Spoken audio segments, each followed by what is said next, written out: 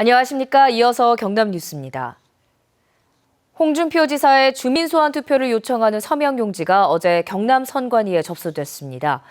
주민 소환제는 유권자들이 직접 뽑은 자치단체장이나 지방의원 등을 직접 해임할 수 있도록 한 민주주의 제도입니다. 하지만 추진이 되더라도 실제 소환으로 이어지는 경우가 적은데요. 왜 그런지 김소영 기자가 취재했습니다. 지난 2013년 전남 최초로 시행된 서기동 구례군수에 대한 주민 소환 투표. 하지만 투표함도 열어보지 못한 채 주민 소환은 무산됐습니다. 투표율이 8.3%에 그쳤기 때문입니다. 광역자치단체 최초로 진행된 김태환 제주도지사에 대한 주민 소환 투표도 마찬가지. 투표율 11%로 개표에 필요한 기준에 미치지 못하면서 투표는 무효가 됐습니다. 2007년 도입된 주민소환제는 유권자들이 부적격 선출직을 투표로 해임할 수 있도록 한 제도입니다. 선출직 공직자가 비리를 저지르거나 독단 행정을 펼칠 경우 이를 견제하기 위한 겁니다. 지금까지 전국에서 60여 차례 넘게 주민소환이 추진됐지만 실제 투표까지 실시된 경우는 8차례에 불과합니다. 그나마 시의원 2명만 소환됐을 뿐 단체장이 소환된 경우는 단 한 차례도 없습니다. 투표율이 전체 유권자의 3분의 1, 33.3%를 넘어야 하는데 이를 넘지 못하는 경우가 많아 개표조차 못한 채 투표가 무산되는 겁니다. 직접 참정 제도로서의 주민소환 제도가 제도상으로 있지만 실현이 될 가능성이 없기 때문에 단체장의 어떤 그 횡포를 막을 방법은 또 없겠죠. 주민소환제 실효성을 높이기 위해 선거 시간 연장이나 사전 선거 등 투표율을 높일 수 있는 제도 개선이 필요하다는 지적이 나오고 있습니다. KBS 뉴스 김소영입니다. 내년부터 부산에서도 중학교 무상급식이 실시될지 여부가 뜨거운 이슈로 떠오르고 있습니다. 박선자 기자가 취재했습니다. 부산 지역 학부모 교육단체 회원들이 내년도 예산안 심사를 앞둔 부산시의회 교육위원회에 무상급식을 촉구하는 만명 서명 운동지를 전달했습니다. 정치적 판단과 선입견 없이 학생들에게 보편적 복지를 실현해달라고 당부했습니다. 골고루 평등하게 아이들한테 먹이자는 것은 이 어묵급식은 정말 필연적으로 이부터 먼저 지원을 하고 교육 지원비를 지원해도 얼마든지 가능하다고 생각을 하고 있기에 중학교 1학년 무상급식 비용으로 150억 원의 예산안을 편성한 부산시 교육청도 교육위원들을 개별적으로 접촉하는 등 예산안 통과를 위한 총력전을 펼치고 있습니다. 하지만 지난해 이미 중학교 무상급식 실시를 1년 유보했던 부산시의회는 장기 예산 확보 방안이 부족하다는 이유 등으로 여전히 반대 기류가 거셉니다. 지속적으로 3년간 앞으로 계속 나가야 될 돈의 예산이 350억이 정도 되는데 이것을 계속 할 수 있을 때 어떤 문제가 생길 건지. 반면 부산시의회가 무상급식 확대 반대 이유로 지적했던 교육환경 개선비 투자 비율과 관련해 부산시 교육청이 가장 높은 것으로 나타난 점, 또 내년도 총선을 앞두고 무조건적인 무상급식 반대로 인한 역풍 부담 등으로 교육위원회 내 의원들 사이에서도 최근 의견차가 나타나고 있어 어떤 결론이 나올지 관심이 집중되고 있습니다. 중학교 1학년 무상급식 예산은 내일부터 사흘 동안 부산시의회 예산 심사를 거친 뒤 오는 15일 최종 결정됩니다. KBS 뉴스 박선자입니다. 어제 저녁 8시 반쯤 창원시 상남동의 한 교차로에서 63살 최모 씨가 몰던 벤츠 승용차와 47살 진모 씨가 몰던 산타페 승용차가 정면으로 충돌했습니다. 충돌 직후 벤츠 차량은 가드레일을 뚫고 2m가량 아래 하천으로 비스듬히 추락했고 산타페 차량은 전복됐습니다. 이 사고로 최 씨 등 3명이 다쳐 병원에서 치료를 받고 있습니다. 경찰은 최 씨가 신호를 위반해 사고가 난 것으로 보고 정확한 사고 원인을 조사하고 있습니다. 대법원 판결로 시장직을 상실한 김맹곤 김해시장이 퇴임하고 윤성혜 김해시 부시장이 대행 업무를 시작했습니다. 윤성혜 김해시장 권한대행은 어제 기자회견을 열고 내년 총선과 시장 재선거에 공무원이 정치적인 중립을 지키도록 하고 김해시의 역점 사업은 일관되게 추진하겠다고 밝혔습니다. 한편 김맹곤 전 시장은 어제 퇴임사에서 김해시 발전과 시민 행복을 위한 소임을 완수하지 못해 송구스럽다고 밝혔습니다.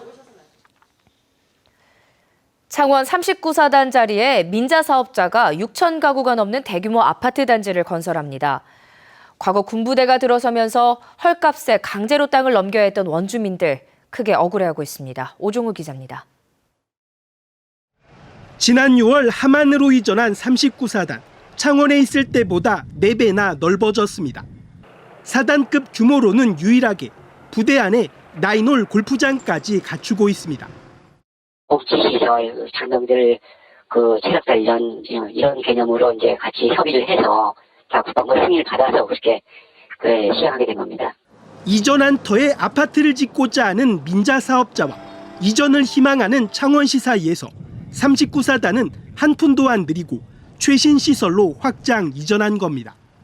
하지만 과거 창원 39사단에 땅을 넘겨야 했던 원주민들은 분통을 터뜨립니다. 지난 1987년 당시 주민들은 3.3제곱미터당 2만 원, 주변 시세의 10분의 1도 안 되는 가격에 사실상 땅을 빼앗겼다고 주장합니다.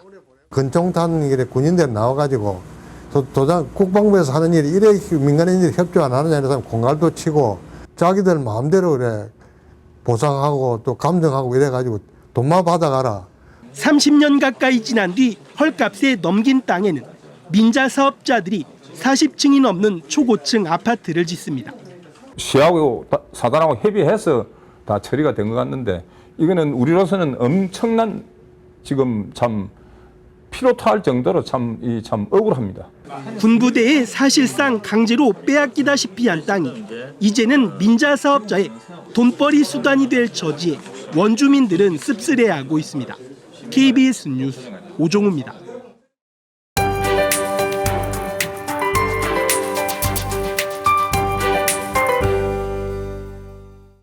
출근길 따뜻하게 입으셔야겠습니다. 비교적 포근했던 어제와는 달리 영하권에서 시작하는 곳이 많은데요.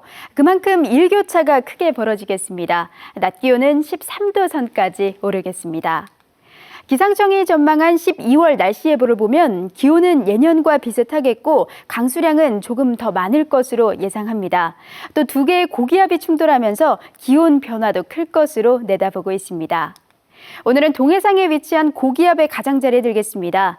대체로 맑겠지만 내륙엔 안개가 짙을 것으로 예상돼 교통안전에 주의하셔야겠습니다. 오늘 아침 창원 4도, 밀양 1도로 어제보다 조금 높게 출발합니다. 한낮엔 김해 17도, 밀양과 창원 14도로 예년 기온을 웃돌겠습니다.